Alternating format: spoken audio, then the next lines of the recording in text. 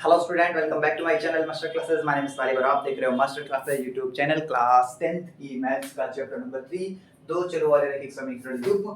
इसमें हम विलोपन विधि को आज स्टार्ट करने वाले हैं। इसके पहले क्लास में हमने ग्राफीय विधि से हल करना, प्रतिस्थापन विधि से हल करना सीख लिया है। आज हम विलोपन विधि को स्टार्ट करने वाले हैं। इसके अलावा भी एक विधि होती है वज्रगुणन विधि। अगर आप कमेंट करेंगे तो मैं इसको पढ़ा दूंगा, वरना आपके सिलेबस में इस बार नहीं है। फिर भी कुछ लोग इंटरेस्टेड होते हैं तो उनके लिए पढ़ा दूंगा अगर वो कहेंगे तो। प्रश्नावली 3.4 आज देखेंगे। देखो भाई, इसमें विलोपन विधि एक मेथड है। इसको सिखाने के लिए बस हमें क्वेश्चन करना पड़ेगा। क्वेश्चन करके हम सीख जाएंगे कैसे करते हैं। उम्मीद है आपने पिछली क्लासेस देखी होंगी, नहीं देखी तो हमारे इसी चैनल के प्लेलिस्ट में जाकर देख लीजिएगा। निम्नलिखित समीकरण युग्म को विलोपन विधि तथा प्रतिस्थापन विधि से हल कीजिए। कौन सी विधि अधिक उपयुक्त है बताइए। ठीक है, तो इन सवाल को मैं विलोपन विधि से हल करके बताऊंगा और प्रतिस्थापन विधि से भी हल करके बताऊंगा। मुझे उम्मीद है आप प्रतिस्थापन विधि से लगा लेंगे, क्योंकि इसके पहले की क्लास में हमने सारी प्रतिस्थापन विधि के ढेर सारे क्वेश्चन कराए हैं। इस वीडियो को यहीं पे रोक दो और जाके पहले प्रतिस्थापन विधि से लगाओ, फिर उसके बाद आना विलोपन विधि सीखने। ठीक है, वरना बहुत पीटूंगा बेटा। मैं कैमरे में घुस सकता हूँ, समझ लो। आओ शुरू करते हैं। देखो, प्रतिस्थापन विधि से आप लगा लीजिएगा, मैं विलोपन विधि से बता दे रहा हूँ। ठीक है, प्रतिस्थापन विधि आपको आती होगी, मैंने पिछले क्लास में खाली प्रतिस्थापन विधि ही पढ़ाई है। इस वाले एक्सरसाइज में प्रतिस्थापन के साथ साथ विलोपन विधि भी पढ़नी है। प्रतिस्थापन आपने पढ़ ही लिया है, तो आइए मैं इसी सवाल को विलोपन विधि से आपको सिखाता हूँ कैसे लगेगा। x + y = 5। देखिए, घबराइएगा मत। जैसे मैंने आपसे वादा किया था ना, प्रतिस्थापन विधि समझ में आ जाएगी, वैसे इसके लिए वादा कर रहा हूँ। इस एक्सरसाइज खत्म होते होते आपको विलोपन विधि समझ आ जाएगी। इक्वेशन नंबर 1 कह दे रहा है इसको, इस वाले को 2x - 3y = 4। विलोपन विधि को एलिमिनेशन मेथड भी कहते हैं। क्यों कहते हैं? क्योंकि इसमें हम एक वेरिएबल को एलिमिनेट यानी काट के खत्म कर देते हैं। कैसे करेंगे? जैसे काट के खत्म करने का मतलब ये है कि सबट्रैक्ट करते हैं और वो 0 हो जाता है। सबट्रैक्ट करते हैं और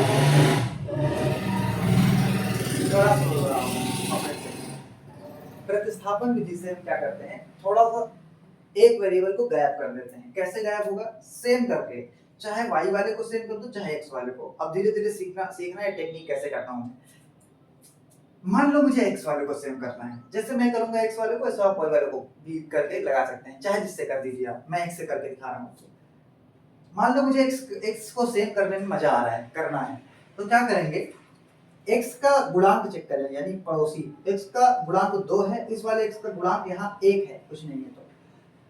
तो इसके 1 से इस पूरे इक्वेशन में मल्टीप्लाई दूसरे वाले में, और इसके 2 से इस पूरे में मल्टीप्लाई, यानी इसके बगल में जो भी लिखा होगा उससे उस ऊपर वाले में पूरे में मल्टीप्लाई करते हैं, और इसके बगल में जो भी लिखा होगा इस नीचे वाले में मल्टीप्लाई करते हैं। आइए मैं करके बताता हूँ तो आपको ज्यादा समझ में आएगा। अगर दोबारा ये बात सुननी है, पीछे करके सुन लो।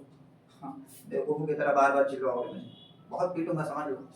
देखो, इस वाले x के गुणांक से ऊपर वाले x में पूरे इक्वेशन में मल्टीप्लाई, और इस वाले के गुणांक से नीचे वाले में पूरे में मल्टीप्लाई। तो जरा देखो ये पूरा इक्वेशन कैसा बन जाएगा।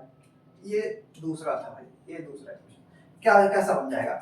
2 का मल्टीप्लाई इसमें करूंगा तो 2x हो जाएगा, थोड़ा अच्छे से लिखता हूं, और 2 का मल्टीप्लाई y के साथ करूंगा तो +2y हो जाएगा, और 2 का मल्टीप्लाई 5 के साथ करूंगा 2 5 जा 10 हो जाएगा। अब 1 का मल्टीप्लाई इस पूरे में करो, 1 2 जा 2x, 1 3 जा 3y, 1 4 जा 4। अरे 1 से टेबल पढ़ने से फर्क कहाँ पड़ता है भाई। ये इक्वेशन नंबर 1 से आया, ये 2, मतलब ये पहला इक्वेशन है, ये दूसरा इक्वेशन है। ठीक है, आप चाहे यहाँ नंबरिंग मत करिए, डायरेक्ट यहाँ नंबरिंग करिए 1 और 2। चलो अब देखो, अपने आप ही जादू हो गया कि नहीं, दोनों में सेम हो गया भाई। चेक करो, जल्दी से चेक करो, दोनों में सेम कर दिया मैंने। इन दोनों में अलग अलग था, यहाँ 1 था यहाँ 2 था, दोनों में 2 2 हो गया। ये होती है टेक्निक। अब आपको ये कैसे समझ आए, कैसे आएगी, धीरे धीरे आएगी, मैंने बताया ना, जैसे वैसे करो आ जाएगी। अब क्या करें, अब इन दोनों इक्वेशन को या तो जोड़ो या तो घटाओ।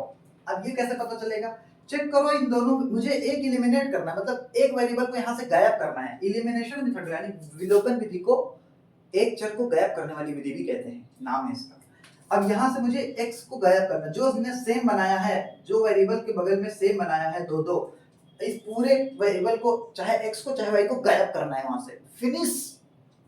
तो मुझे लगता है 2 और 2 जोड़ने के बाद 4 हो जाएगा, लेकिन घटाने के बाद 0 हो जाएगा। तो इसीलिए घटाने पर लिखेंगे, यहाँ लिखेंगे घटाने पर, घटाने पर, घटाने पर लिखेंगे। देखो भाई घटाने पर क्या होता है, होता क्या है घटाने पर, जो नीचे वाला इक्वेशन होता है ना इसका साइन बदल जाता है, यानी निशान बदल जाता है। जैसे यहाँ इसके पास प्लस है तो इसके पास माइनस हो जाएगा, इसके पास माइनस है इसके पास प्लस हो जाएगा, इसके पास प्लस है कुछ नहीं है तो माइनस हो जाएगा। देखो अब ये माइनस किसी काम का नहीं रहा, इसको हटा दो चाहे, और क्योंकि आप पेन से लिखोगे इसलिए मत हटाना, ऐसे लिखा रहने देना, उससे फर्क नहीं पड़ता, माना जाएगा नीचे वाला जब यहाँ घटाने पर लिखा है तो घटाओ, 2x में से 2x घटाएंगे तो कट के 0 हो जाएगा, 2x गया 0। देखो एक वेरिएबल गायब हो गया कि नहीं, दोनों में से x खत्म हो गया, x की झंझट ही खत्म हो गई। अब y पे ध्यान दो, 2y और 3y दोनों, इसके पास भी प्लस वाला है इसके पास भी प्लस वाला है, दोनों प्लस प्लस प्लस हो जाएंगे, 3 2 5y। इधर देखो 10 में से 4 गया 6, 10 में से 4 गया 6, और यहाँ से y की वैल्यू निकालो, y = 6/5, ये आंसर है, y बराबर 6/5। बात समझ में आ रही है, आ रही होगी, ठीक है। अब y का मान समीकरण 1 में रख दो, y का मान समीकरण 1 या 2 किसी में रख लो, आपकी मर्जी। इसमें समीकरण 1 में रखने पर,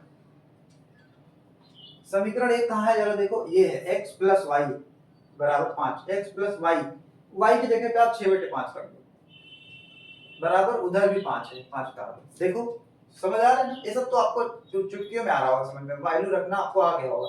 इधर 5 है, इस 6 + 6/5 को उधर भेज दो, -6/5 जाएगा। अब इसको सॉल्व करना आपको आता ही होगा, 25 में से 6 गया 19/5, ये आ गए x और y की वैल्यू, ये y की वैल्यू 6/5, x की वैल्यू 19/5।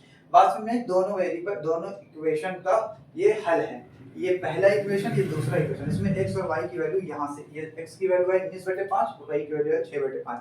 उम्मीद करता हूँ ये क्वेश्चन आपको समझ में आया होगा, घबराइएगा नहीं, धीरे धीरे मैं आपको वादा किया हूँ ना, आपको इस एक्सरसाइज के लास्ट क्वेश्चन, अंतिम क्वेश्चन तक पहुँचते पहुँचते सारे समझ आ जाएंगे, ये मेरा वादा है। तो प्लीज प्लीज थोड़ा सा पेशेंस रखो बच्चा, ये पेशेंस बहुत जरूरी है। अगर आप पेशेंस रख पाते हो तो आपको ये सारे सवाल आ जाएंगे समझ में, ठीक है। तो थोड़ा मेरे ऊपर विश्वास रख के इन सारे क्वेश्चन को बार बार लगाओ, जैसे ही एक्सरसाइज खत्म होने वाली होगी आपको ये सारे सवाल आपको समझ में आना शुरू हो गए होंगे, मतलब आ चुके होंगे। बस मेरे साथ बने रहिए, मिलते हैं नेक्स्ट क्लास में। Thank you very much.